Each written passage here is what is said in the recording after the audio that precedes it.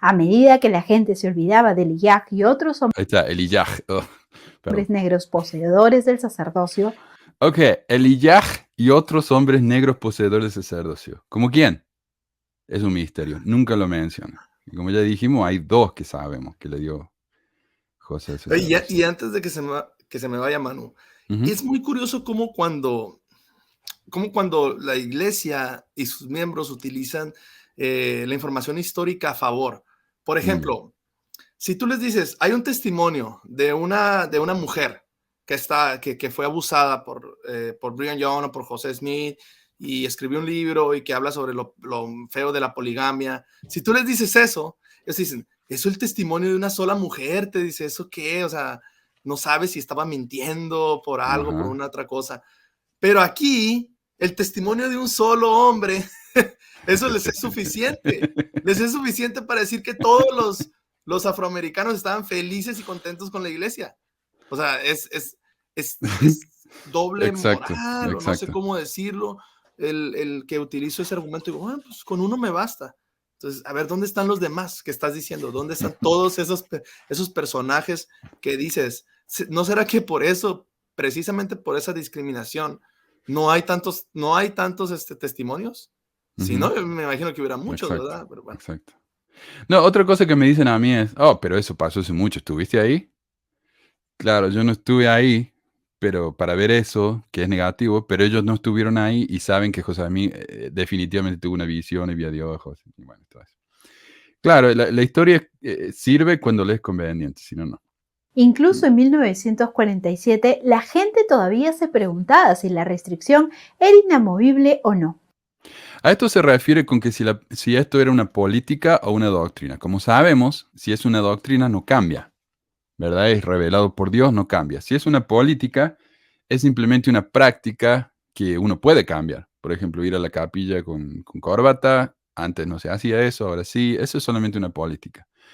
Pero la práctica es diferente, la doctrina es diferente. Según ella, la gente se preguntaba si esta restricción era inamovible, o sea, ¿se podía cambiar o no? ¿Era doctrina o era práctica? ¿Pero qué gente? Ella solamente menciona a un profesor de BYU y nadie más. Y cuando había gente que se preguntaba cosas como esto, por ejemplo, el gobernador George Romney, que la vimos la semana pasada, era un gobernador de, no sé, Massachusetts, por allá. Bueno, el hijo fue gobernador de Massachusetts, no sé de dónde era él. Pero era una persona bastante progresiva y él estaba a favor de los derechos civiles.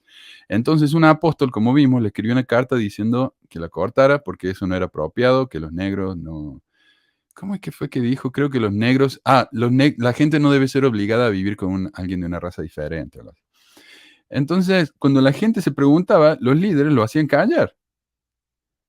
Eh, Sin embargo, cuando el video nos dice que esta práctica nunca fue considerada una doctrina, sino una simple política que podía ser cambiada, nos da una cita de un profeta de la iglesia, George Albert Smith, que lo veía de manera diferente. Ahora, ¿a quién le voy a creer yo? ¿Al profeta evidente y revelador de la iglesia, llamado por Dios y preparado desde antes de que naciera?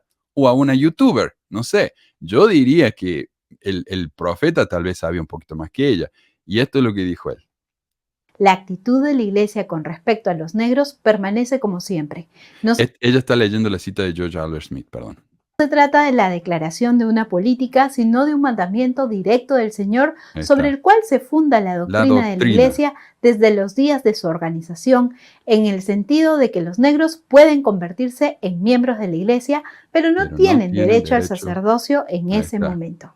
La declaración justifica la restricción con la tradicional maldición de Caín. Es la palabra del profeta. Y ella misma lo reconoce. Entonces, ¿por qué me dice que los profetas dijeron que no era doctrina? Ahí tenemos la cita misma del profeta.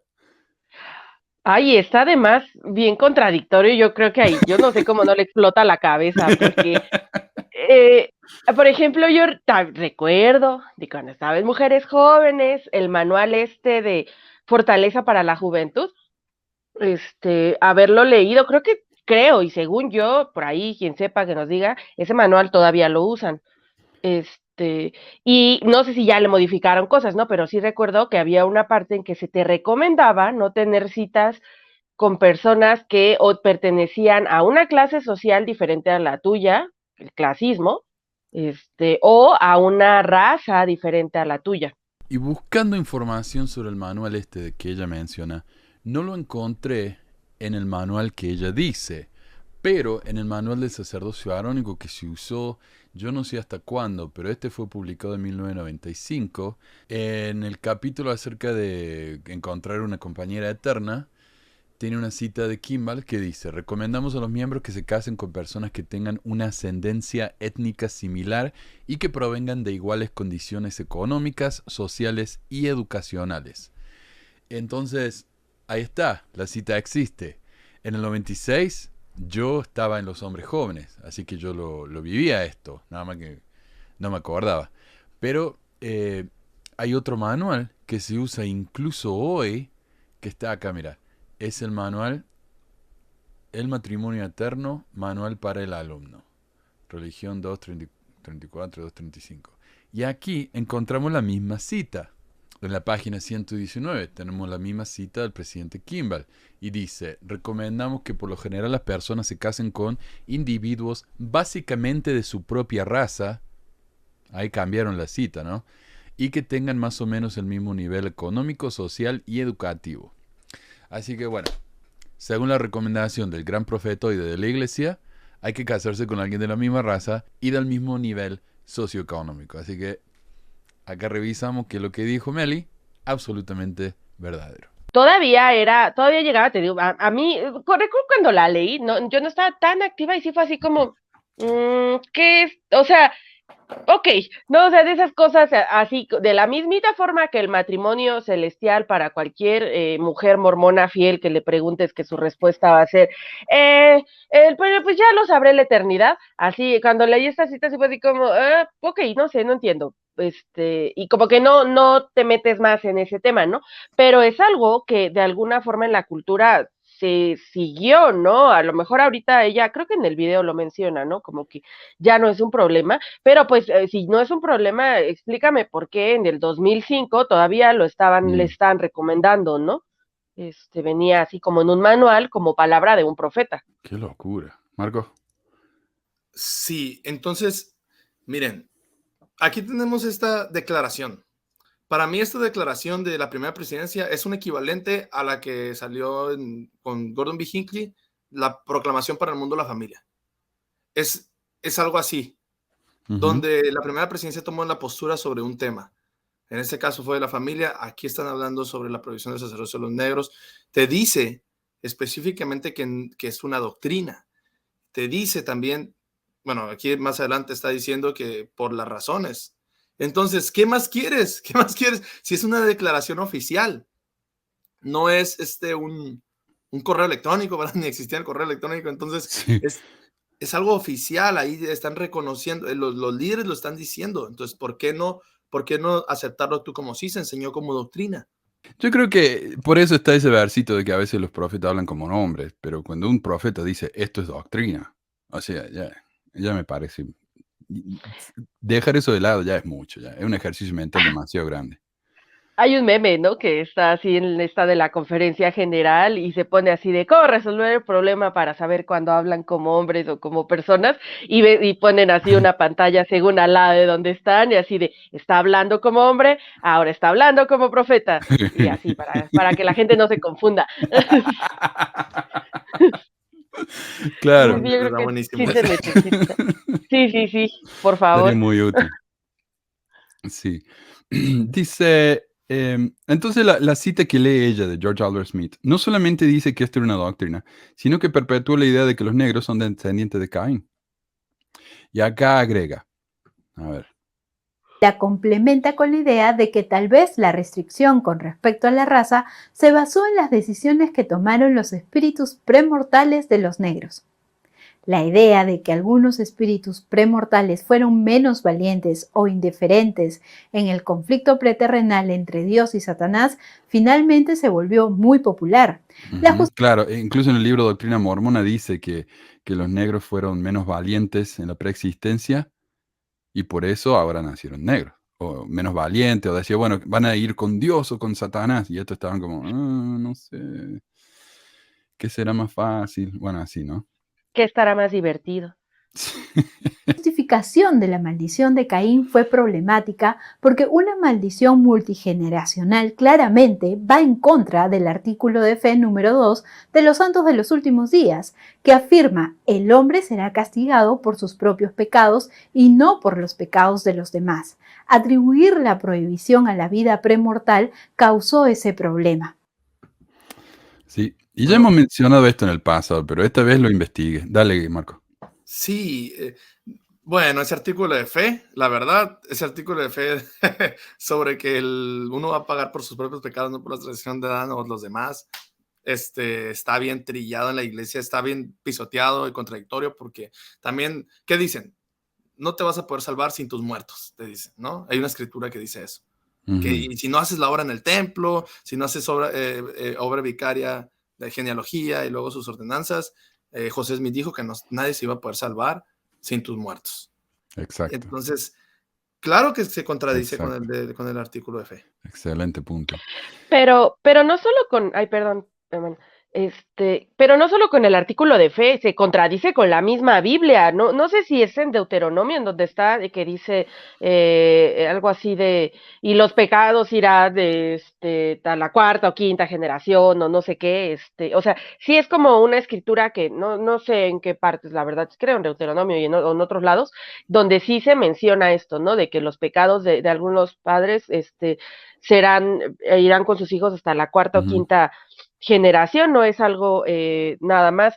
Y bueno, cuando me dieron mi bendición patriarcal, yo quería, así como este Marco comenta, así que se la fumara y que me platicara cosas así.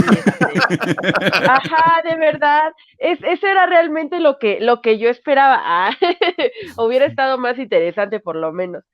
Lo que yo quería compartir es que en la Biblia, justamente como decían ustedes, está eso. Éxodo 20 dice: no te inclinarás a ellas ni las honrarás, porque yo soy Jehová tu Dios, fuerte, celoso, que visito la maldad de los padres sobre los hijos hasta la tercera y cuarta generación de los que me aborrecen. También lo dice en Números 14 y en Deuteronomio 5.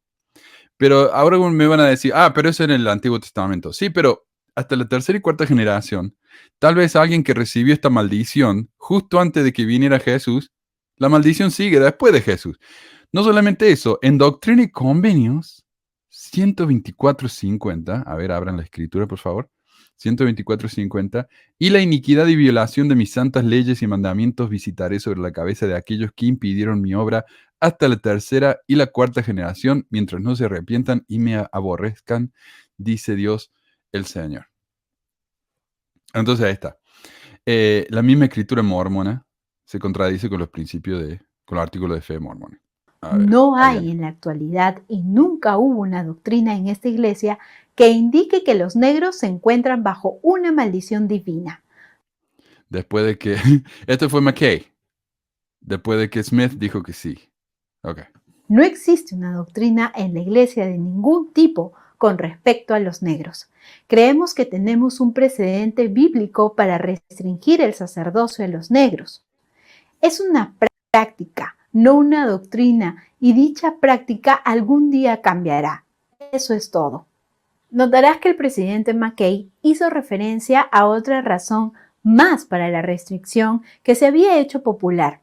Esta restricción fue justificada por unos cuantos versículos ambiguos del libro de Abraham que hablaban de una restricción del sacerdocio.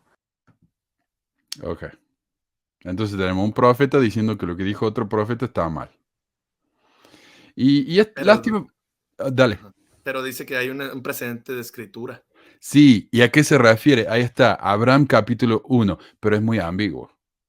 Pero no nos dice qué es. Bueno, léelo y decinos por qué es ambiguo, pero no lo hacen, ¿no? Pero, como yo estoy interesado en la salvación y la vida eterna del hombre, se los voy a compartir.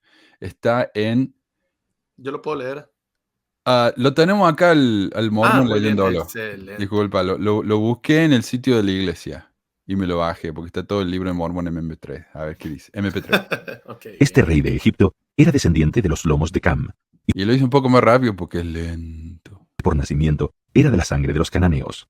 De esta descendencia nacieron todos los egipcios, y así se conservó la sangre de los cananeos en la tierra, y así nació de Cam la raza que conservó la maldición sobre la tierra. Siendo pues Faraón de ese linaje que le impedía poseer el derecho del sacerdocio, Aun cuando los faraones de buena gana lo habrían reclamado de Noé por el linaje de Cam, resultó que mi padre fue descarriado por la idolatría de ellos. Entonces, ¿por qué los egipcios no pueden recibir el sacerdocio? Porque son descendientes de Cam. ¿Qué dijo José Smith? ¿Qué dijeron todos eso, no? Brigham Young, que los negros son descendientes de Cam. Entonces no es ambiguo, es bastante directo. Si sos descendiente de Cam, no podés tener sacerdocio. Punto. Ahora, ¿qué van a decir ellos? No, es un mito, es que los negros no son descendientes de Cam. Entonces ahora de nuevo estamos contradiciendo lo que dijeron los profetas para tratar de escaparnos de esa situación horrible en la que están. Pero eso es todo lo Y, que es. y habrá que ver la contradicción de la contradicción, Manu. Que la contradicción de la contradicción es que te contradices en decir que no tienes una base escritural para sostener esta prohibición, pero sí la tienes. Y luego, al momento de aplicarla, se lo niegas a las personas afroamericanas, afrodescendientes, pero ahí dice que son pues los egipcios.